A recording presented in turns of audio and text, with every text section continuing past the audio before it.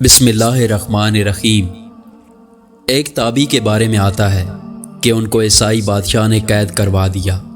وہ چاہتا تھا کہ ان کو قتل کروا دے، مگر اس کے وزیر نے کہا کہ اس کے اندر بہادری اتنی ہے کہ اگر کسی طرح یہ ہمارے مذہب پر آ جائے تو یہ ہماری فوج کا کمانڈر ان چیف بنے گا۔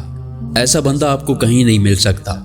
اس نے کہا اچھا، میں اس کو اپنے مذہب پر لانے کی کوشش کرتا ہوں۔ اس کا خیال تھا کہ میں اس کو لالچ دوں گا، چنانچہ اس نے ان کو لالچ دیا کہ ہم تو یہ سلطنت دیں گے، تم ہمارا مذہب قبول کر لو۔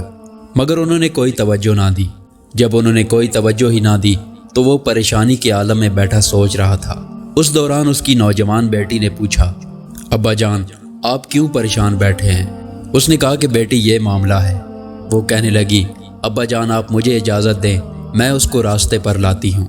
چنانچہ بادشاہ نے انہیں ایک کمرے میں بند کروا دیا اور اس لڑکی سے کہا کہ تم اسے راستے پر لے آؤ۔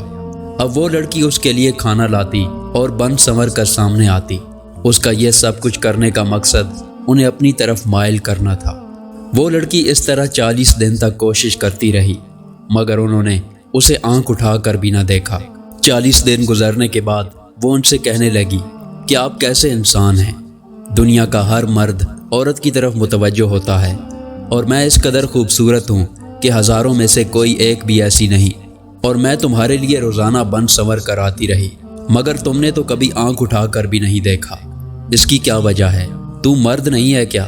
انہوں نے فرمایا کہ میرے پروردگار نے غیر عورت کی طرف دیکھنے سے منع فرمایا ہے، اس لیے میں نے آپ کی طرف توجہ نہیں کی۔ اس لڑکی نے کہا کہ جب تمہیں پروردگار کے ساتھ اتنی محبت ہے تو پھر ہمیں بھی کچھ تعلیمات دو۔ چنانچہ انہوں نے اس لڑکی کو دین کی باتیں سکھانی شروع کر دیں۔ بالآخر وہ لڑکی اسلام قبول کرنے پر آمادہ ہو گئی، لہٰذا انہوں نے اس کو کلمہ پڑھا کر مسلمان بنا دیا۔ وہ کلمہ پڑھ کر کہنے لگی کہ اب میں مسلمان ہوں، لہٰذا اب میں یہاں نہیں رہوں گی۔ بعد میں اس نے خود ہی ایک ترکیب بتائی جس کی وجہ سے ان تابعی رحمۃ اللہ علیہ کو بھی قید سے نجات مل گئی، اور وہ لڑکی خود بھی محلات کو چھوڑ کر مسلمانوں کے ساتھ چلی گئی۔ حیرت کی بات ہے کہ ایک نوجوان لڑکی ان کو اپنی طرف متوجہ کرنے کے لیے 40 دن تک تنہائی میں کوشش کرتی رہی، مگر انہوں نے اس کی طرف آنکھ اٹھا کر بھی نہ دیکھا۔ یہ کس لیے تھا؟ اس لیے کہ ان کا تزکیہ ہو چکا تھا اور نفس کے اندر سے گندگی نکل چکی تھی۔ مگر آج نوجوانوں کی حالت ایسی ہے کہ وہ گناہ اس لیے نہیں کر پاتے کہ کوئی گناہ کے لیے تیار نہیں ہوتا، ورنہ اگر کوئی گناہ کا اشارہ کر دے تو گناہ کے لیے ابھی تیار ہو جائیں۔